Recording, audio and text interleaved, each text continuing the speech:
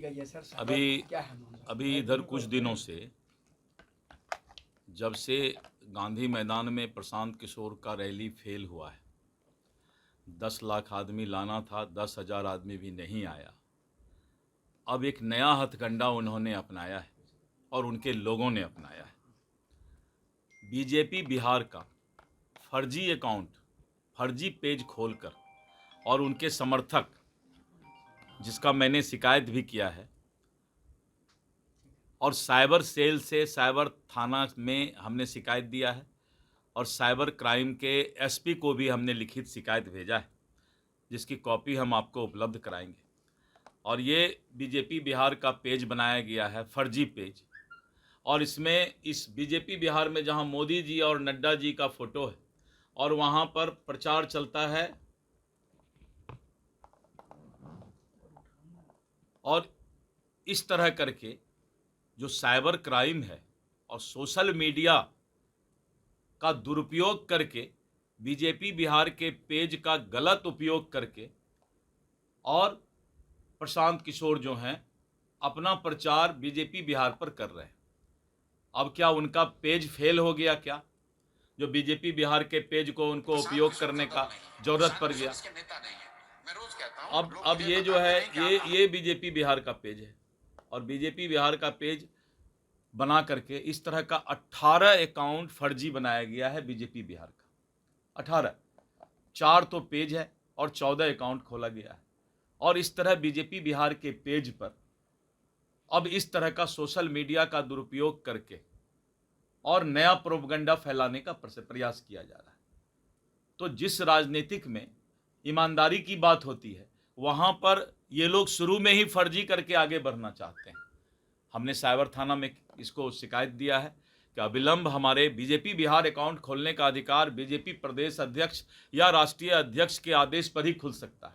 आपका अकाउंट या किसी मीडिया का अकाउंट, आज अगर मान लीजिए कि कोई मीडिया पर कोई दूसरा मीडिया प्रोपगंडा चलाने लगे, तब तो ये इससे बड़ा कोई फर्जीवाड़ा नहीं हो सकता।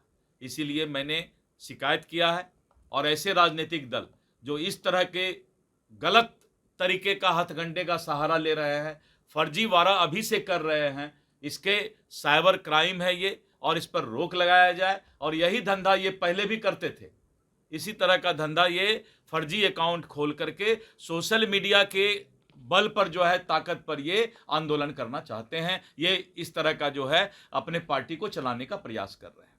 आगे सर अगर ये बंद नहीं हुआ तो फिर क्या? फिर हम लोग इस पर थाना में जो है अभी हमने शिकायत दिया है, तो हम कार्रवाई के लिए साइबर क्राइम एक्ट के तहत हम कार्रवाई करवाएंगे। क्योंकि इस पेज पर देखें कि किसका चल रहा है, किस पार्टी का प्रचार चल रहा है। इसीलिए आदमी को, जिसको कहते हैं नीम हकीम खतरे जान, दिलीप जायसवाल को अपने जीवन में सोशल मीडिया का कुछ आइडिया है नहीं।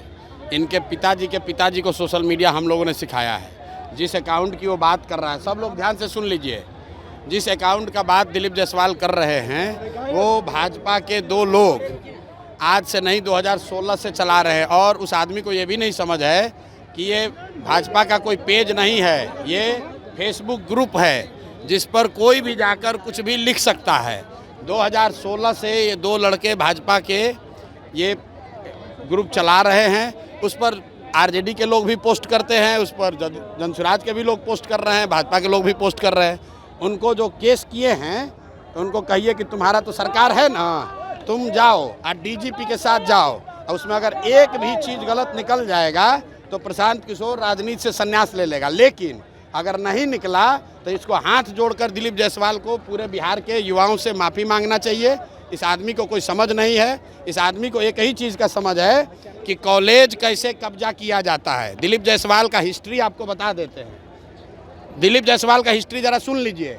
सीमांचल में माइनॉरिटी के मेडिकल कॉलेज में ये व्यक्ति कैसे उस कॉलेज को इन्होंने गलत तरीके से कब्जा किया हुआ है, उसकी जांच होनी चाहिए। और बेचारे जो सरदार जी उसके मालिक थे, जिन्होंने उस कॉलेज की स्थापना की, उनकी हत्या हुई, कैसे हत्या हुई, इसकी जांच होनी चाहिए। ये हमको डराने की कोशिश कर रहे हैं। भाई तुम दिल्ली, यहाँ पटना से लेकर दिल्ली तक जितना साइबर एक्सपर्ट है उसको ले आओ और ला कर दिखाओ। अगर प्रशांत किशोर ने, जनसुराज ने गलती की हुई है तो हम लोग मान लेंगे। ये ये इसको कुछ आइडिया है नहीं, किसी ने बता दिया कि अरे भैया ये भाजपा के ग्रुप में जनसुराज का मैसेज है। तुम भाजपा के ग्रुप में जनसुराज का आदमी नहीं लिखेगा, आप किसी के भी पेज पर जाकर कुछ भी कमेंट कर सकते हैं, उसमें क्या है? आपको लगता है सर चुनाव से पहले ही आपको बदनाम करने की? अरे भैया बदनाम क्या होगा इसमें?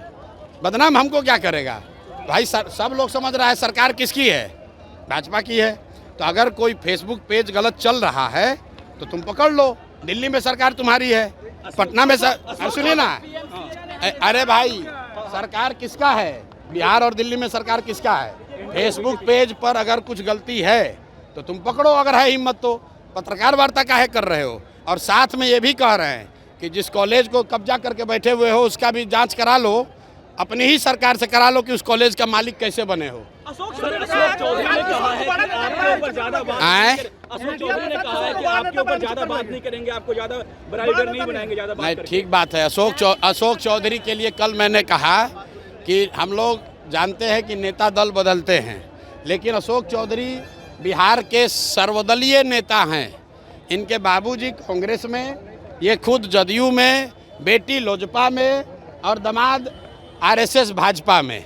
तो भाई एक ही चीज़ बचा हुआ है आरजेडी। अब घर में एक दो और कोई भांजा भगीना होगा, उसको भतीजा को उसको आरजेडी में भी डाल दे। तो ये बिहार की जनता देख रही है कि ये एकमात्र परिवार है जो कि पांचों दल में है। कोई भी किसी दल को वोट दीजिएगा, अशोक चौधरी जी को उसमें लाभ ही लाभ है। एक सवाल, अरे मोदी जी आ रहे हैं तो आप लोग देखिए कि सब जिला से बिहार के बच्चों का, बिहार के गरीब जनता के पैसा पर, आपके हमारे पैसा से भीड़ जुटाने के लिए सब सरकारी खर्चा पर बस से ले जाकर भीड़ जुटाया जा रहा है। तो सब लोगों को पूछना चाहिए कि भाई आप हम लोग को कुछ दे तो नहीं रहे हैं, हम लोग का ले क्यों रहे हैं? अगर आप ये वीडियो YouTube पर देख रहे हैं तो हमारे चैनल को सब्सक्राइब करें और बेल आइकन को दबाना ना भूलें। अगर आप Facebook पर ये वीडियो देख रहे हैं तो हमारे पेज को लाइक करें।